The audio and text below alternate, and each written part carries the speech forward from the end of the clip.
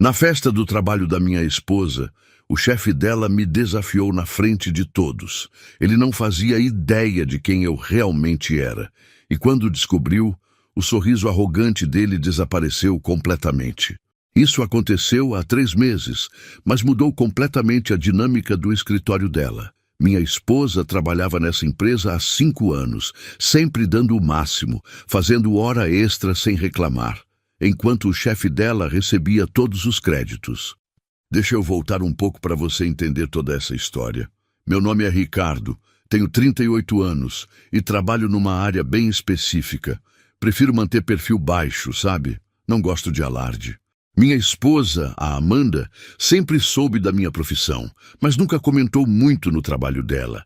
Ela é discreta e eu sempre respeitei isso. Para os colegas dela, eu era apenas o marido que aparecia de vez em quando. A empresa onde ela trabalha é de tecnologia, médio porte, uns 200 funcionários. O chefe dela, vou chamar de Rodrigo, tinha acabado de ser promovido a diretor comercial 6 meses antes. Rodrigo era aquele tipo clássico, carro importado, roupa de marca, sempre falando alto sobre os números que batia. Só que a Amanda me contava a verdade. Ela e a equipe faziam todo o trabalho pesado enquanto ele levava os méritos. A festa de fim de ano da empresa foi marcada para uma sexta-feira de dezembro. Era num buffet chique, daqueles com open bar e DJ. A Amanda estava animada, porque finalmente eu ia conhecer os colegas dela pessoalmente. Chegamos lá por volta das 20 horas. O lugar estava lotado, música alta, gente rindo. A Amanda me apresentou para todo mundo da equipe dela. Pessoal legal, receptivo. Fiquei conversando com eles numa boa. Foi aí que o Rodrigo apareceu. Ele veio direto para o nosso grupo, já meio alto, taça de vinho na mão. A postura dele mudou quando a Amanda me apresentou como marido dela. Ele me olhou de cima embaixo, sabe aquele jeito? Rodrigo apertou minha mão com força desnecessária e perguntou o que eu fazia da vida. Respondi de forma vaga. Disse que trabalhava com consultoria. Ele deu uma risadinha e falou que consultoria era coisa de quem não conseguia emprego fixo. A Amanda ficou vermelha de vergonha, mas eu mantive a calma. Sorri e disse que cada um tem sua trajetória, mas o Rodrigo não parou por aí. Ele começou a falar sobre como construiu a carreira dele, os sacrifícios, os resultados. Percebi que ele estava tentando me diminuir na frente da equipe. Aquilo era territorial, sabe? Ele queria mostrar quem mandava ali. E eu só observava, deixando ele cavar o próprio buraco. Aí veio o desafio. Rodrigo estava falando sobre uma negociação difícil que tinha fechado recentemente. Um contrato de 3 milhões com uma multinacional. Ele olhou para mim e disse que consultorzinho não entendia desse tipo de pressão. Respirei fundo. A Amanda tocou no meu braço, tipo me pedindo para não ligar. Mas o Rodrigo insistiu. Ele me desafiou a dar uma opinião sobre estratégia de vendas B2B, na frente de todo mundo, com aquele sorrisinho de quem acha que vai me fazer passar vergonha. E sabe o que eu fiz? Aceitei o desafio, mas não da forma que ele esperava. Eu simplesmente disse que topava conversar sobre isso, mas talvez não fosse o melhor momento, que era uma festa, afinal. Ele insistiu. Disse que estava curioso para saber o que um consultor achava das estratégias dele. Tinha ironia na voz. Os colegas da Amanda estavam constrangidos, mas ninguém disse nada. Hierarquia, né? Então eu comecei a fazer perguntas. Perguntas simples sobre o processo de vendas da empresa, sobre qualificação de leads, sobre ciclo de vendas, sobre taxa de conversão. O Rodrigo respondia com aquela confiança toda. Mas as respostas dele eram superficiais. Ele sabia os números decorados, mas não entendia a estratégia por trás. E eu fui percebendo isso aos poucos. Continuei perguntando, sempre educado, sempre curioso. A Amanda me olhava preocupada. Ela sabia que eu estava indo para algum lugar com aquilo, mas não sabia exatamente onde. Os outros colegas começaram a prestar mais atenção na conversa. O clima mudou. Rodrigo começou a gaguejar em algumas respostas. Tentava disfarçar com termos técnicos, mas estava claro que ele não dominava o assunto tanto quanto fingia. E eu continuava apenas fazendo perguntas. Foi quando eu mencionei um case específico, uma estratégia de inside sales que tinha revolucionado uma empresa de tecnologia no ano anterior. Perguntei se ele conhecia. Ele disse que sim, mas deu para ver que estava mentindo. Então eu soltei. Eu disse que tinha sido o responsável por implementar aquela estratégia, que tinha liderado o projeto, que os resultados tinham sido apresentados em 3 conferências internacionais. O silêncio foi imediato. Rodrigo me olhou com a testa franzida. Perguntou em qual empresa eu tinha feito isso. Eu respondi, e vi o rosto dele mudar completamente, porque ele conhecia aquela empresa. Todo mundo do mercado conhecia. Amanda arregalou os olhos. Ela sabia que eu trabalhava com vendas estratégicas, mas nunca tinha contado para os colegas os detalhes. Era uma questão de privacidade nossa, sabe? A gente sempre manteve vida pessoal e profissional separadas. Um dos colegas dela pegou o celular e começou a pesquisar. Em menos de 1 minuto, ele achou meu LinkedIn, meu perfil completo. Mais de 15 anos de experiência, consultor sênior, especialista em reestruturação de vendas. O cara virou a tela do celular para mostrar para os outros. E foi tipo um efeito dominó. Todo mundo começou a olhar, a ler, a entender quem eu realmente era. O Rodrigo estava pálido. Aquele sorriso arrogante tinha sumido completamente. Respirei fundo e olhei para o Rodrigo. Disse que não tinha intenção de constranger ninguém, que só tinha respondido porque ele insistiu, que cada profissional tem sua área de especialidade e que isso devia ser respeitado. A festa continuou, mas o clima tinha mudado. Os colegas da Amanda vieram conversar comigo, fazer perguntas sobre estratégias, pedir conselhos. O Rodrigo sumiu. Simplesmente foi embora sem se despedir de ninguém. No caminho de volta para casa, a Amanda estava quieta.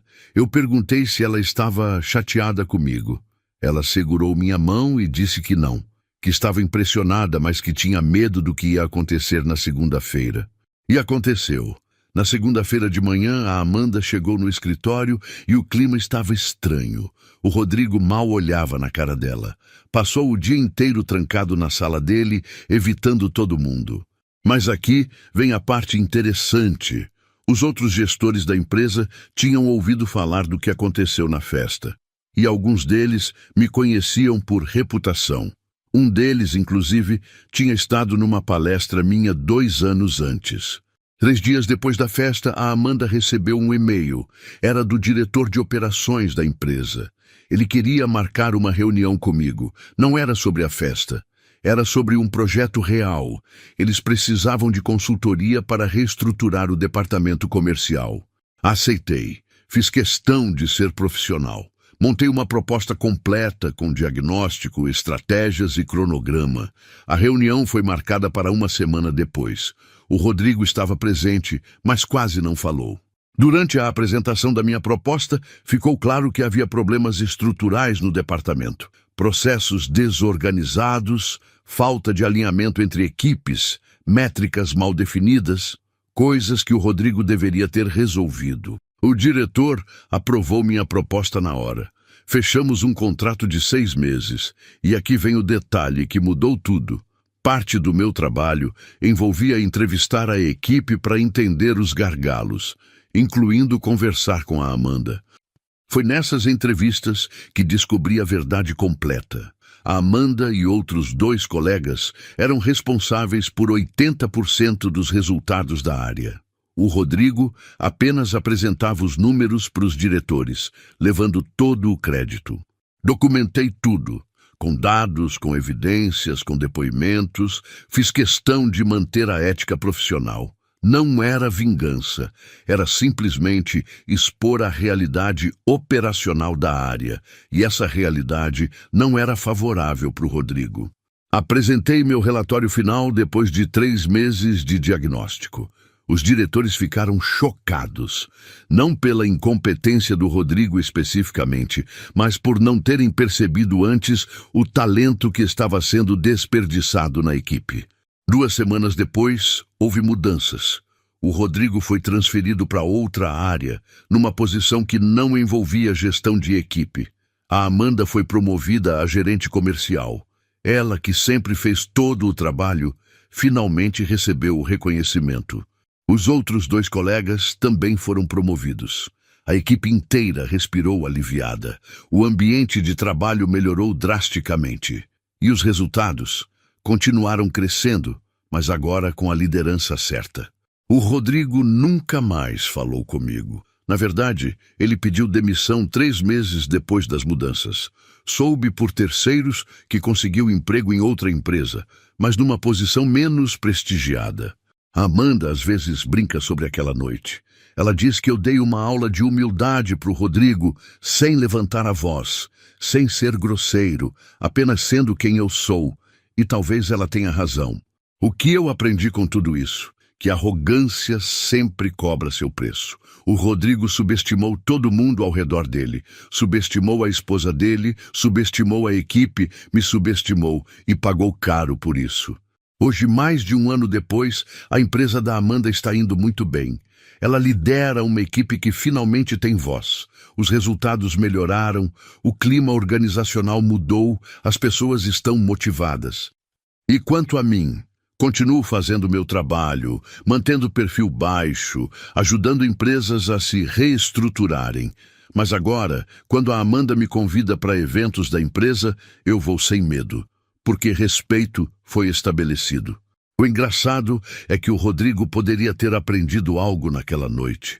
Poderia ter sido humilde, ter admitido que não sabia tudo, ter pedido ajuda. Mas o ego dele não deixou. E foi exatamente isso que causou a queda dele. A lição aqui não é sobre vingança, é sobre autenticidade. Eu nunca fingi ser menos do que sou, mas também nunca senti necessidade de provar nada para ninguém.